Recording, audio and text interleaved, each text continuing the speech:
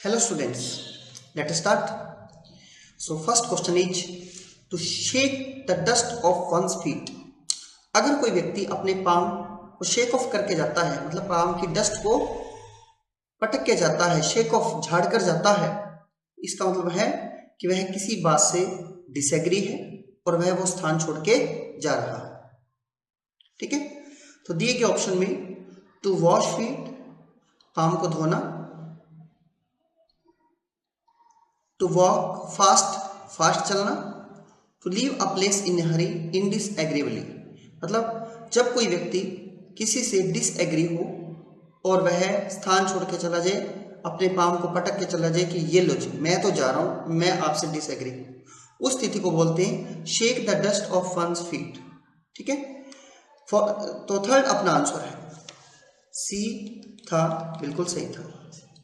फिर to rest after long journey के बाद रेस्ट करना गलत। सो जब भी बात होगी कि वह अपने पाम की डस्ट को झाड़ के चला गया, क्यों चला गया? क्योंकि आप बोलेंगे वह हमसे असहमत था इसलिए वह चला गया। ठीक है, नेक्स्ट क्वेश्चन है to worm one self into favour. Worm का मतलब होता है कीड़े, वॉर्म का मतलब होता है कीड़ा या कीड़े।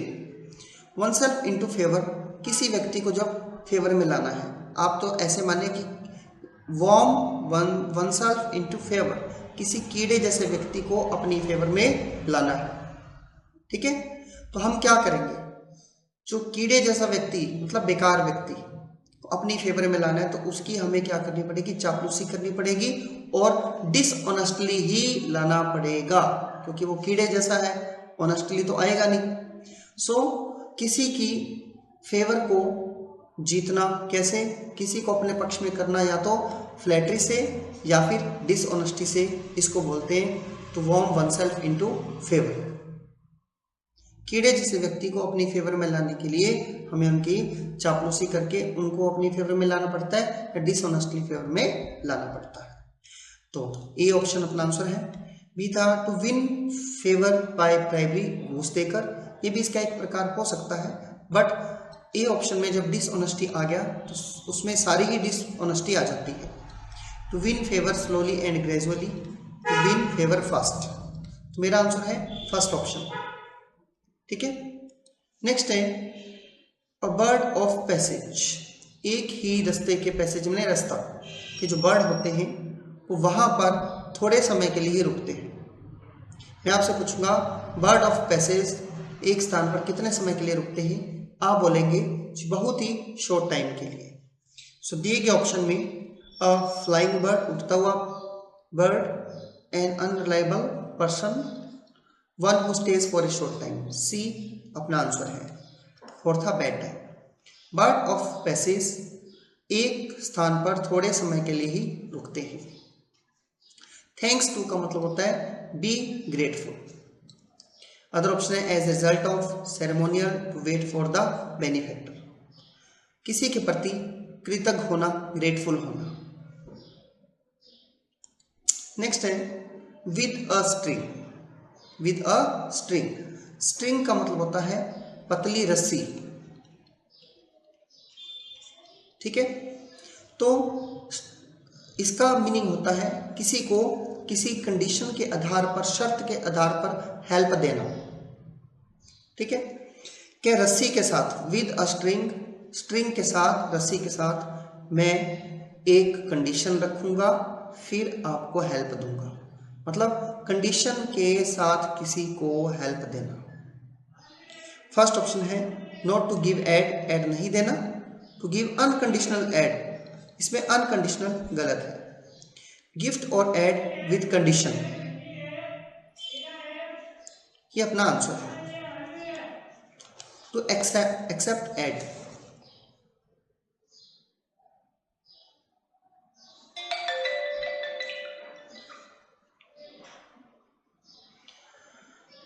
नेक्स्ट क्वेश्चन है विद अ स्ट्रिंग। स्ट्रिंग का मतलब होता है एक रस्सी, पतली रस्सी। ठीक है, इसका मीनिंग होता है किसी को कंडीशनल हेल्प करना, सहायता देना। विद अ स्ट्रिंग, एक रस्सी के साथ हम लोग कंडीशनल हेल्प देते हैं। विद अ स्ट्रिंग, एक रस्सी के साथ हम हेल्प करते हैं, परंतु उसमें भी एक कंडीशन रखते हैं। सो फर्स्ट ऑप्शन है not to give any aid, कोई सहायता न देना। To give unconditional aid, no, इसमें अनकंडीशनल गलत था। गिफ्ट और एड विद कंडीशन, किसी को कंडीशन के साथ हेल्प देना, बिल्कुल अपना आंसर है। तो एक्सेप्ट एड, किसी की एड मैंने सहायता को स्वीकार करना, रॉन्ग है। तो मेरा आंसर है गिफ्ट और aid with condition. Next question है टू सेट स्टार्स बाय, इसका मतलब होता है टू वैल्यू हाईली, किसी की बहुत ज़्यादा हाईली वैल्यू करने को बोलते हैं टू सेट स्टार्स बाय। ठीक है, तो याद कैसे करना है? सेट किए हैं स्टार्स, बी वाई को हम भाई मानते हैं, सेट किए हैं स्टार्स बाई ने, भाई ने, जिनकी वैल्यू बहुत ही ज़्यादा हाई है। सेट किए हैं स्टार भाई ने, जिसकी वैल्यू बहुत ही ज़्यादा है, हाई वैल्यू है, हाई वैल्यू या वैल्यू हाईली। ठीक है, अदर ऑप्शन है ए, इसका आंसर है to hold a large quantity of something. Hold मैंने होता है संचय करना, इकट्ठा करना, किस चीज़ को बहुत भारी मात्रा में इकट्ठा करना। टू सेटअप स्टोर, स्टोर स्थापित करना, फिक्स अ प्राइस। अपना आंसर है टू वैल्यू हाईली। नेक्स्ट है टू ड्रा अ लॉन्ग बो, जो व्यक्ति बहुत ही लंबा, बो मैंने होता है धनुष, ये धनुष है और इसकी स्ट्रिंग है। ठीक है, जो व्यक्ति धनुष को बहुत ज़्यादा लंबा खींचता है, इसका मतलब लंबी लंबी फेंक रहा है, अतिशयोक्ति कर रहा है। किसी ने कहा कि मैंने तो बहुत, जो लॉन्ग बो था ना, उसको बहुत ज़्यादा खींच दिया, इसका मतलब वो फेंक रहा है, लंबी लंबी फेंक रहा है, अतिशयोक्ति कर रहा है, तो एक्सेजरेट। ठीक है, next to know the ropes, मैं रस्सियों के बारे में जानता हूँ क्योंकि मुझे इनसे रिलेटेड सारी प्रोसीजर का पता है। किसी काम को करने की प्रोसीजर के बारे में पता हो हम बोलते हैं नो द रोप्स। मैं रोप्स के बारे में जानता हूँ, रस्सियों के बारे में जानता हूँ, और इनसे बनने वाली सारी प्रक्रिया में जानकारी रखता हूँ। To recognise the lost thing, no. To do rigging, rigging का मतलब होता है हेरा फेरी, रिगिंग मैंने होता है हेरा फेरी, नोट कर लेना, नया वर्ड है। अक्सर ये फ्रेजेस और इन चीज़ों में हम हेरा फेरी के लिए रिगिंग वर्ड का यूज़ करते हैं, नॉर्मल वर्ड चीटिंग होता है। To know the procedure of doing a job, ये अपना आंसर है। टू फ्लॉग, फ्लॉग का मतलब होता है चाबुक से मारना, चाबुक से मारना। चाबुक या कोड़ा भी हो सकता है, जिसको हम बोलते हैं कोड़े से मारना। ठीक है, सो नो द रोप्स, मैं रोप्स को जानता हूँ और इनसे बनने वाली सारी प्रक्रिया को, प्रोसीजर्स को मैं जानता हूँ। To give the devil his due, इसका मीनिंग होता है ऐसे व्यक्ति को सम्मान देना जो कि एक्चुअल में डिजर्व ही नहीं करता। ठीक है, so to give the devil, devil को जो व्यक्ति ड्यू दे रहा है, आप पीने वाली ड्यू याद रखें, डेविल बने होते हैं शैतान। डेविल को ड्यू देने का मतलब है कि वह इस सम्मान का हकदार नहीं है जितना बढ़िया सम्मान हम उसके साथ कर रहे हैं। ठीक है, to be just to a person even though he does not deserve such treatment, किसी व्यक्ति को ऐसा ट्रीटमेंट देना जिसके लिए वो डिजर्व नहीं करता। डेविल को ड्यू देने का मतलब वह इस सम्मान का हकदार नहीं है, फिर भी हम उसको अच्छा बिहेवियर कर रहे हैं। To surrender oneself willingly when one's mistake is detected, no. To punish an innocent person, no. Punish a guilty person, no. अपना आंसर है फर्स्ट। ठीक है, नेक्स्ट है in the swing. In the swing का मतलब होता है जो व्यक्ति हर एक लेटेस्ट चीज से बिल्कुल परिचित हो, जानता। आप इसको याद कैसे करेंगे?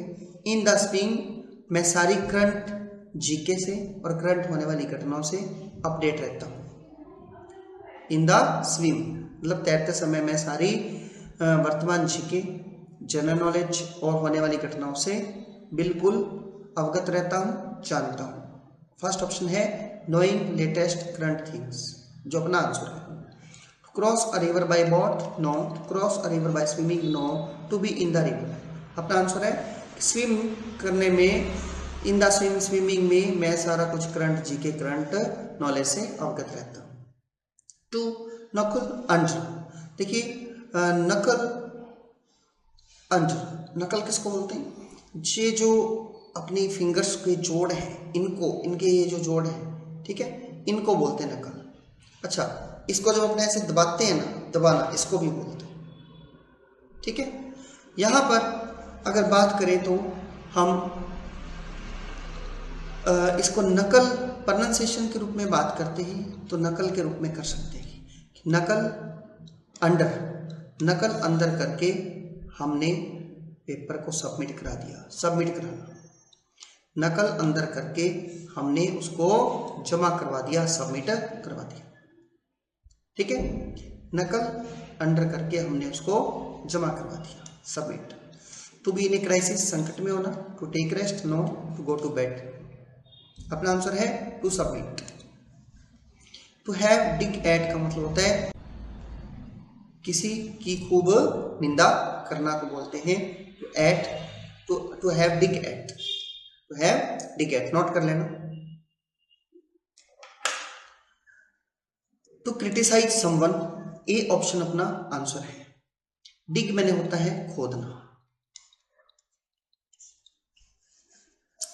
हैव मैंने रखना, डिग एट किसी चीज को खोद कर रखने के कारण हमने किसी व्यक्ति की निंदा की, क्रिटिसाइज किया। है मैंने रखना, डिग एट खोद कर, किसी चीज को खोद कर रखने का मतलब है किसी की निंदा करना। किसी व्यक्ति ने क्या किया, कुछ चीजों को खोदा और अपने पास रख लिया, हमने इस चीज के लिए उनकी निंदा की। First option. To sow seeds, to weed out, weed out का मतलब होता है खरपतवार को निकालना,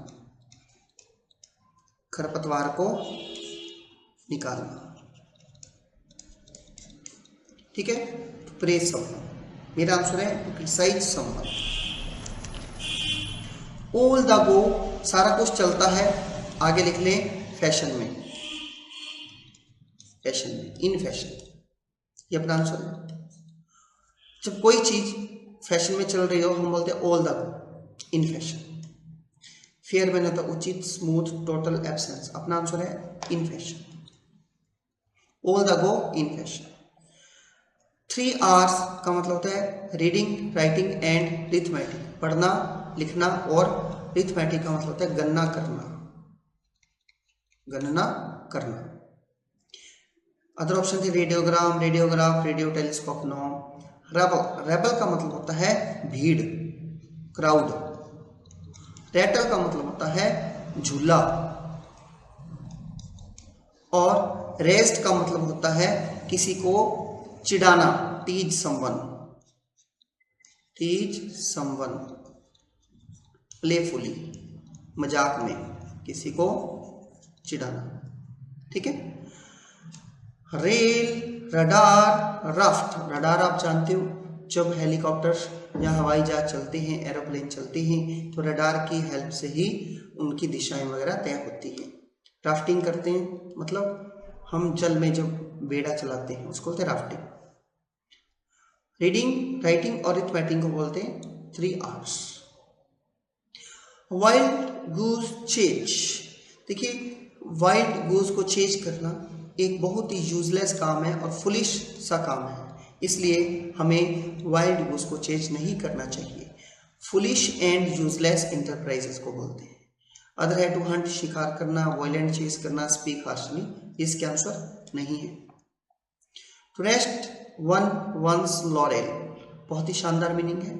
जब कोई व्यक्ति मान लीजिए जॉब लगता है, क्लर्क लगा, तो उसने सोच लिया कि अब मैं क्लर्क ही रहूँगा, अब मैं बिल्कुल संतुष्ट हूँ, मेरे को ऊपर वाली पोस्ट पे नहीं आना।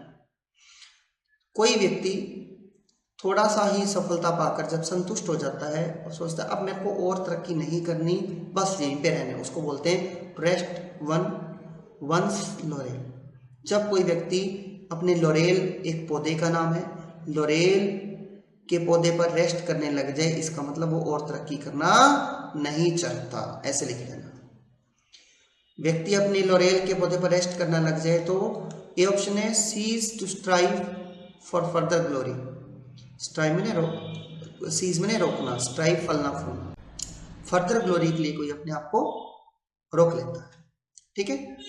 To be lazy, to be proud of one's victory, to die, अपना ऑप्शन है to be, to cease, to strive for further glory. फिर है रॉ डील। रॉ डील, इसका मीनिंग क्या होता है?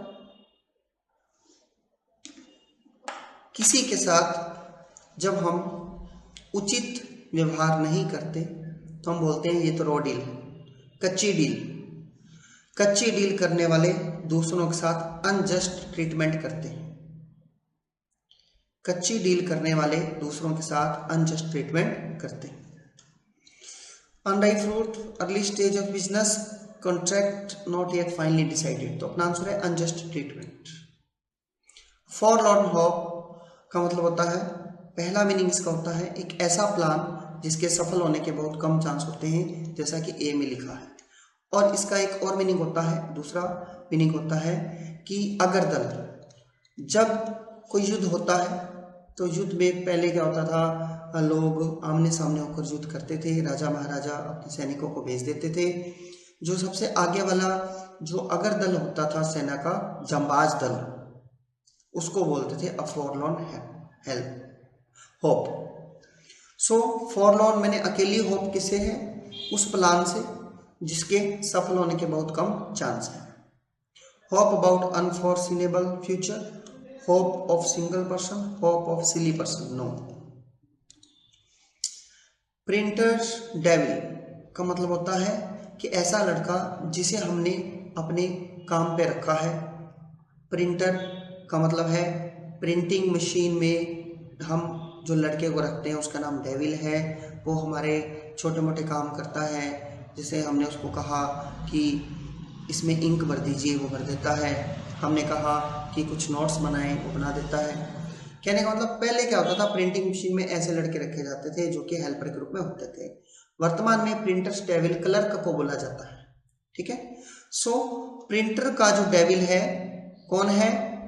वो है उसका मैसेंजर बॉय जो कि प्रिंटिंग ऑफिस में काम करता है। ब्लंडर मैंने होता है बड़ी mistake, low type of printed material, delay in printing, अपना आंसर है first option. To be on the carpet, to be on the carpet, जब कोई व्यक्ति कारपेट के ऊपर चढ़ जाता है। मान लीजिए हमने कारपेट बिछाया किसी विशेष लोगों के वेलकम के लिए, तो उससे पहले जब कोई व्यक्ति कारपेट पे चढ़ जाता है ऑन द कारपेट, तो नंबर 1, एक तो उसको डांट पड़ती है, डांट पड़ना या आलोचना होना, ठीक है। और दूसरा उसको कहते हैं तूने ऐसा क्यों किया, इसको एक्सप्लेन कर। तूने ऐसा क्यों किया, इसको एक्सप्लेन कर, नोट कर लेना। Demand that they explain their action, they explain their action, समझे। एक तो डांट पड़ना, आलोचना होना, दूसरा एक्सप्लेन करना उनके कामों। दिए गए ऑप्शन में subject to praise, no. Under consideration का मतलब जिस पे विचार करना है, बिल्कुल ही आंसर है। सेकेंड लाइन है demand that they explain their action, हम इस पे विचार करेंगे। The heart felt welcome, no. On the ground, no. इसको याद करने का तरीका है to be on the carpet था इसलिए तेरे को डांट पड़ेगी और इस बात को विचार किया जाएगा, इस बात को विचार किया जाएगा। नेक्स्ट है to bring the house down, जब हम ऑडियंस को अपील करते हैं कि आप खुल के हमारी तारीफ करो, बहुत जोर से अपलोडिंग करो, तो वो इतने अपलोडिंग करते हैं कि पूरा जो घर है वो नीचे आ जाता है। Bring the house down, house को डाउन लाने के लिए हमने ऑडियंस को अपील की कि वो खुल के प्रशंसा करें। First option, pull down a building, no. Defame one's family, no. Pass a bill unanimously, no. Unanimously का मतलब होता है सर्वसहमति से। तो appeal greatly to the audience, house को डाउन करने के लिए, लाने के लिए हमने अपील की ऑडियंस को कि वो खुल के प्रशंसा करें। तो have an edge on, have an edge on, मान लीजिए एक पर्सन है, इधर भी पर्सन है, ठीक है। तो ये किनारे के थोड़ा सा ही पास है, ये कोई बाउंड्री है, ठीक है। तो ये किनारे से थोड़ा सा दूर है। हैव एन एज, एज मैंने किनारा, और ये किनारे के पास है और धीरे धीरे ये इसके ऊपर आ गया और ये इसके पास आ गया, ठीक है। तो इसका मतलब है ये जो पर्सन है जो एज के बिल्कुल ऊपर आ गया, ये इससे थोड़ा सा ही अच्छा है, क्योंकि ये भी तो पास आया हुआ है ना। ये स्टोरी मैंने आपको इसलिए बताई ताकि आपको इस इडियम को देखते याद आ जाए कि यह किनारे के ऊपर है, तो साथ वाला पास में है, मतलब ये जो किनारे के बिल्कुल ऊपर आ गया वो उससे थोड़ा सा ही अच्छा है, ठीक है। ऑप्शन थे, to cut with a knife, no. To threaten, to wound, no. To be slightly better than, ये आंसर है। किसी से हल्का सा अच्छा हो, to be in a dangerous situation, खतरनाक सिचुएशन में हो, नो, ठीक है। नेक्स्ट है sack cloth and ashes. Sack मैंने होता है बोरा, जो बोरी होती है कनक वाली, हाँ जी। कई लोग क्या उसके कपड़े बना के पहन लेते हो और अपनी बॉडी पे एशेस लगा लेते हैं और बाद में पश्चाताप करते हैं कि ये हमने क्या किया। सैक क्लॉथ पहनकर और ऐश लगाकर बाद में उन्होंने पछताना शुरू कर दिया, पश्चाताप कि ये हमने क्या किया, ठीक है। क्रीमेट का मतलब होता है कि दाह संस्कार। डर्टी क्लॉथ का मतलब होता है गंदे कपड़े, चीप क्लॉथ सस्ते। तो सैक क्लॉथ पहनकर और ऐश लगाकर, एशेस लगाकर बॉडी पर उन्हें पश्चाताप हुआ। Put two and two together, इसका मतलब होता है कि आपके पास जो भी डाटा है आप उनके आधार पर कोई निष्कर्ष निकालें। मतलब अगर आपके पास 2 and 2 हैं, दो दो चीजें हैं, तो आप उनको साथ रखो और निष्कर्ष निकालें, ठीक है। फर्स्ट ऑप्शन है to progress steadily, no. To compare the debit and credit, no. To conclude keeping in view the data you have, जो डाटा आपके पास है उसके आधार पर कंक्लूड करना, ठीक है। To oppose as last resort, no. मेरा आंसर है to conclude keeping in view the data you have.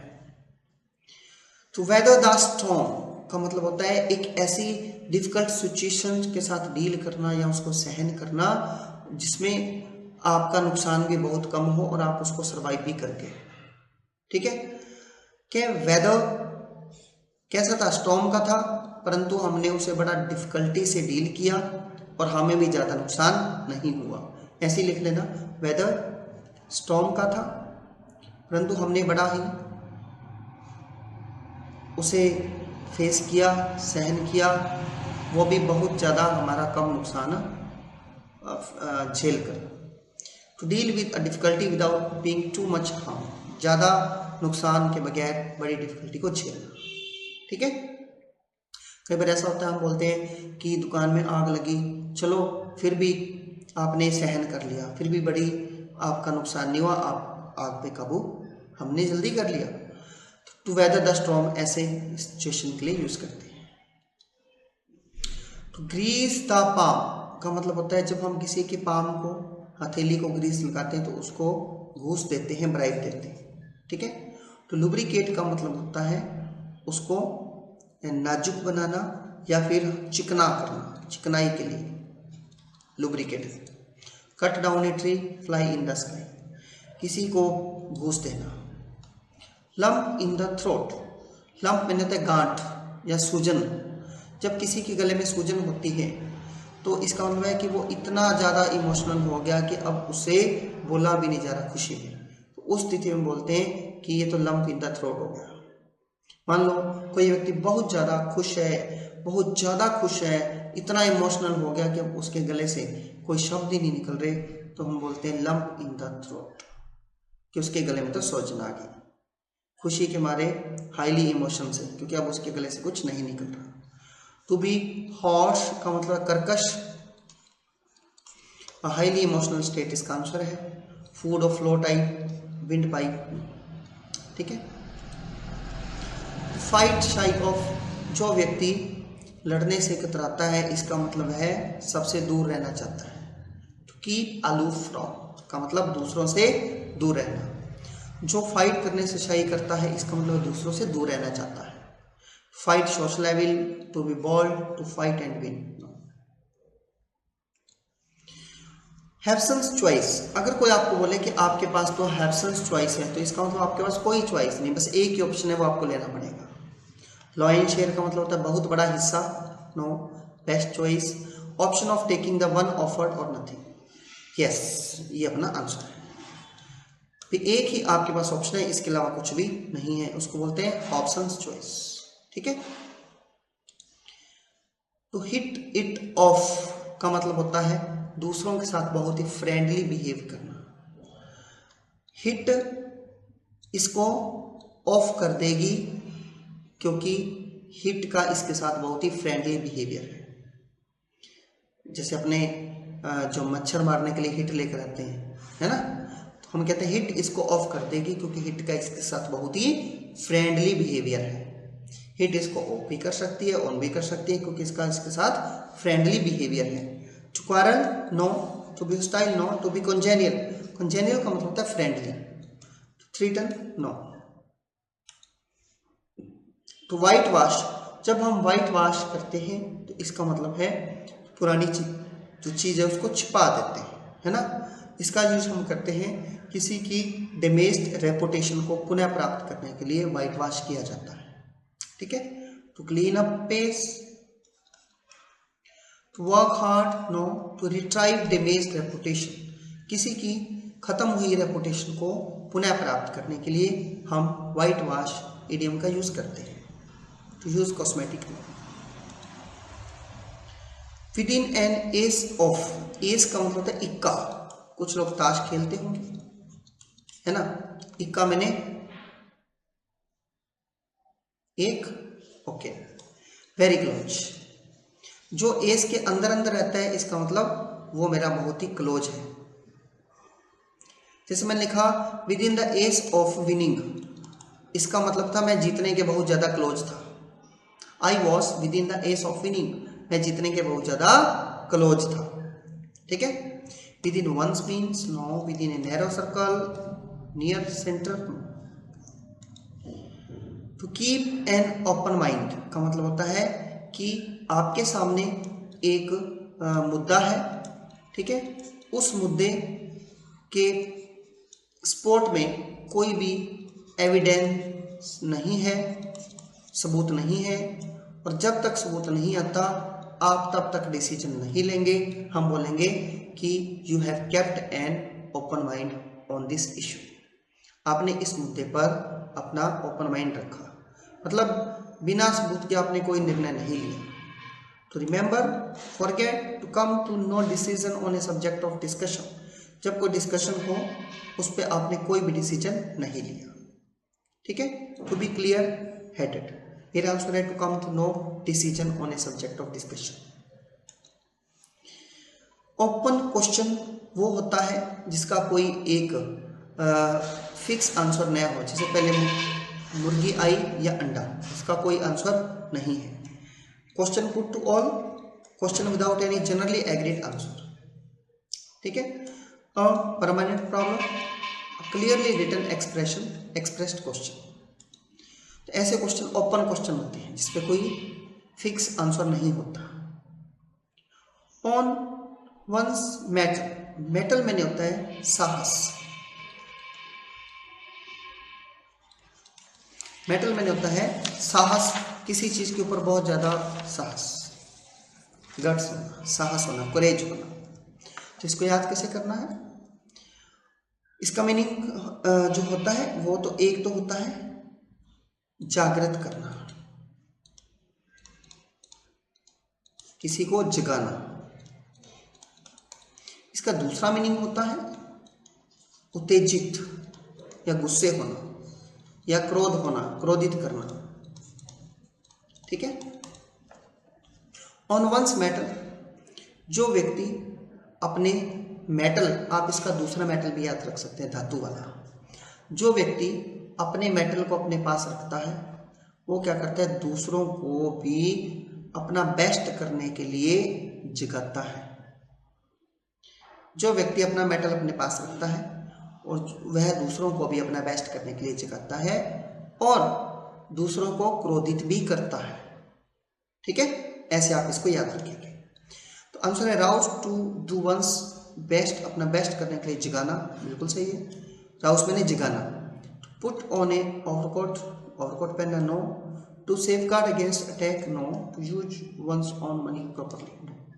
दूसरों को जगाना ही इसका मीनिंग है या क्रोधित करना। ठीक है। तो कीप द पॉट बॉइलिंग, जब हम किसी पॉट को बॉइलिंग करने के लिए रखते हैं तो सामने वाले का इंटरेस्ट बना रहता है, कब उबलेगा कब उबलेगा। किसी के इंटरेस्ट को मेंटेन करके रखना, बनाए रखना। ठीक है। जैसे in study I always try my best to keep the pot boiling, हमेशा स्टडी कराते वक्त मैं अपना बेस्ट प्रयत्न करता हूँ कि इंटरेस्ट को मेंटेन करे रखूँ, to maintain interest. To heat, show anger, to experiment, other option थे जो अपना आंसर नहीं है। ग्रिस्ट, टू वंस मिल, ग्रिस्ट मैं आपको बताना चाहूंगा अनाज को बोलते हैं। ठीक है। टू वंस मिल्स, मान लो एक व्यक्ति जो मिल चला रहा है, फ्लोर मिल चला रहा है, आटे वाली मिल चला रहा है, अनाज पीसता है, तो उसे अपने अनाज के बारे में पता ही होता है, एक्सपीरियंस होता है, अपने मटेरियल के बारे में पता होता है कि मैं अच्छा अनाज ला रहा हूँ, बुरा अनाज ला रहा हूँ, या मिक्स, इसमें मिक्स है या नहीं, उसे अपने अनाज की पूरी नॉलेज होती है।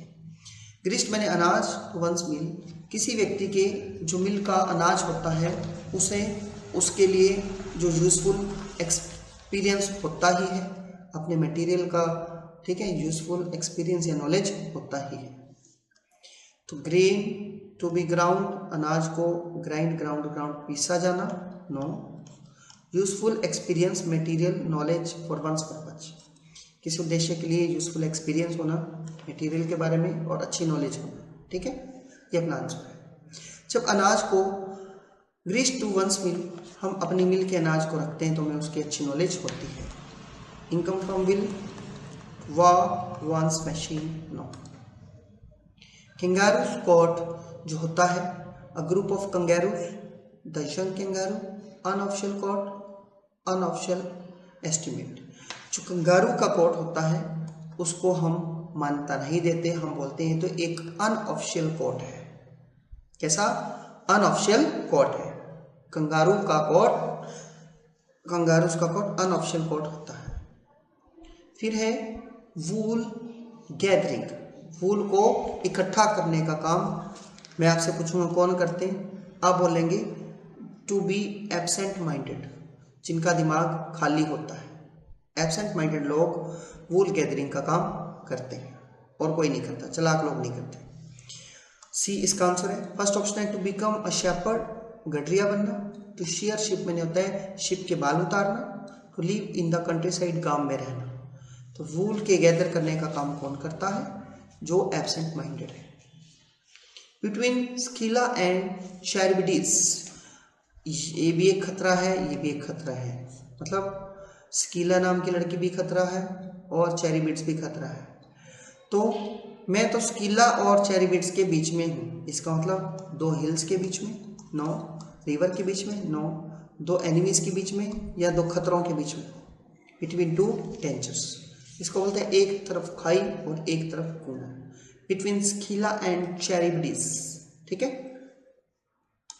नेक्स्ट है द हील ऑफ आर्किलिस। जो आर्किलिस नाम का एक पर्सन है, इसकी जो हील है एडी, वो उसका सबसे कमजोर पॉइंट है, वीक पॉइंट है, weak point in a person. Other option है bare foot, to run fast, to wait on somebody. तो एक्लिस की जो हील है वो उसका सबसे वीक पॉइंट है। To know which side the bread is buttered on, मतलब ये जानना कि ब्रेड के कौन सी तरफ बटर लगा हुआ है। इसका मतलब होता है कि हमें किसी के इंटरेस्ट के बारे में जानना, किसी की रुचि के बारे में जानना। To know where one's interest lies, किसी व्यक्ति का इंटरेस्ट कहाँ है इसके बारे में जानना। बी ग्लटन का मतलब होता है पेटू। To be fond of rich diet, no. To fond of मतलब शौकीन। To know how to increase one's income, to know which side the bread is butter on, यह जानना कि बटर किस तरफ लगा है, यह जानना कि किस व्यक्ति की क्या रुचि है। ठीक है। एक आउट, जो एक है एक का मतलब होता है सप्लीमेंट।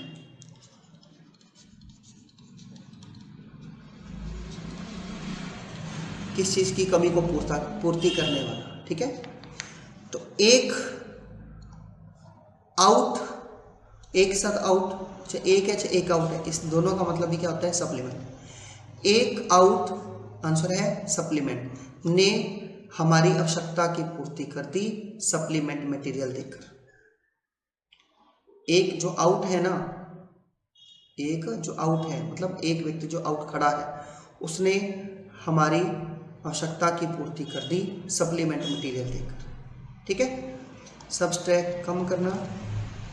फिर था इसमें ETCHH का मतलब होता है कि जब हम एक एच है और एक फोर्थ है आउस्ट, तो एच आप याद करना, जब हम किसी चीज को खोदते हैं, डिग एट, खोदना, डिग, तो उसको बोलते एच।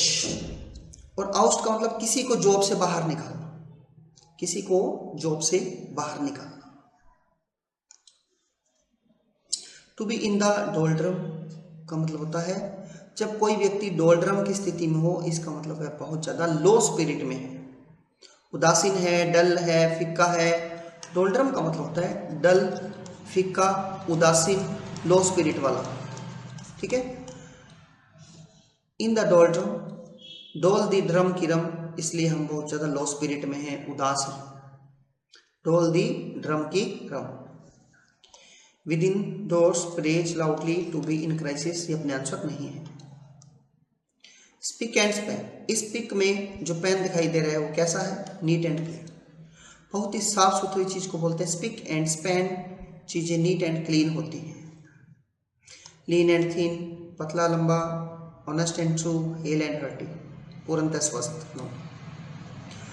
वाइल्ड कैट स्ट्राइक, तो वाइल्ड कैट स्ट्राइक, जब कभी भी वाइल्ड कैट स्ट्राइक करती है इसका मतलब होता है कि ऐसे स्ट्राइक को जो ट्रेड यूनियन के लोग हैं कभी भी अप्रूव नहीं करते। वो कहते हैं बिल्लियों की स्ट्राइक है, स्ट्राइक होती है, अप्रूव ही नहीं करते। A furious attack, a strike not approved by the trade union. Yes, wild cat की स्ट्राइक होती है ना, ट्रेड यूनियन कहते हैं बिल्लियों की कैट, ये तो स्ट्राइक है, इसका क्या मानना। Strike in which violence is committed to face a strong enemy. Blind alley, alley का मतलब होता है गली, रास्ता, या पगडंडी भी बोलते हैं। एली, ब्लाइंड एली, जब आपने एली याद कर लिया, एली तो गली याद कर लिया, इसका ब्लाइंड गली कौन सी होती है, जो आगे जाके बंद हो जाए।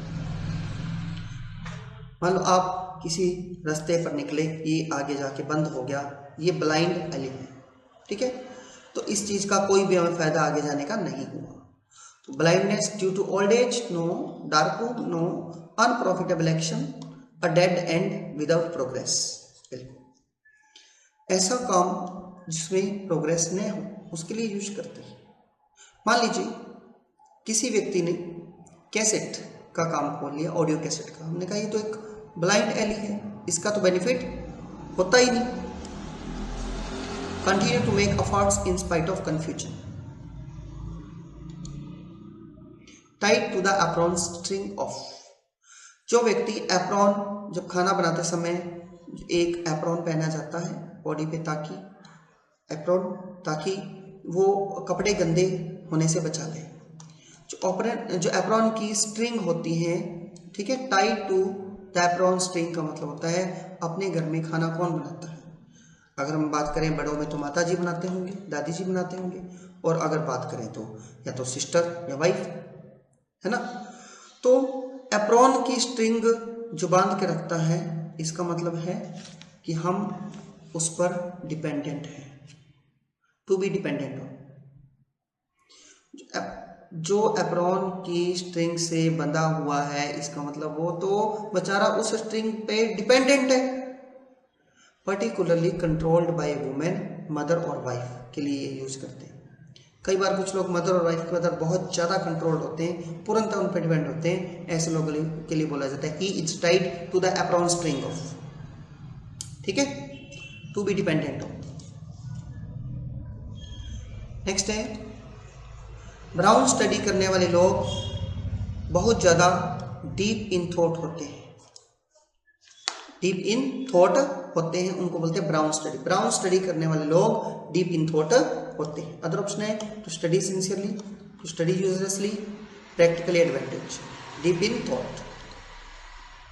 To see pink elephants, to see pink elephant, pink elephant को देखना। जब कोई व्यक्ति वाइन लेता है और वाइन के नशे में उसे पिंक एलिफेंट दिखने लग जाए, वास्तव में पिंक एलिफेंट होता ही नहीं, इसका मतलब उसका वो भ्रम है, हेलुसिनेशन है। क्या है? भ्रम। तो भ्रम की स्थिति, जब वाइन के नशे में किसी को नए होने वाली चीज दिखने लगे, उसको बोलते हैं ले भाई इसको तो पिंक एलिफेंट दिख रहे हैं, ठीक है। To dream, to anticipate luck, to be afraid of, to hallucinate or see things incorrectly due to acute alcohol। Alcohol के प्रभाव में हमें जब ऐसी चीज़ें दिखने लग जाएं जो वास्तव में है ही नहीं, तो हम बोलते हैं इसको तो पिंक एलिफेंट दिखने लग गया, ठीक है। हेलुसिनेट का मतलब था भ्रम। सो स्टूडेंट्स, इन क्वेश्चन पे हमने बात की। आप इन सभी क्वेश्चंस को 2 से 3 बार रिवाइज करें, ताकि जब भी एग्जाम में आपके सामने क्वेश्चन आए तो आपके लिए बहुत ज़्यादा एक अकस्टम्ड बात हो, यूज्ड टू बात हो कि ये तो मैं आते हैं, ठीक है। मिलते हैं नेक्स्ट क्लास में। Wish you good luck.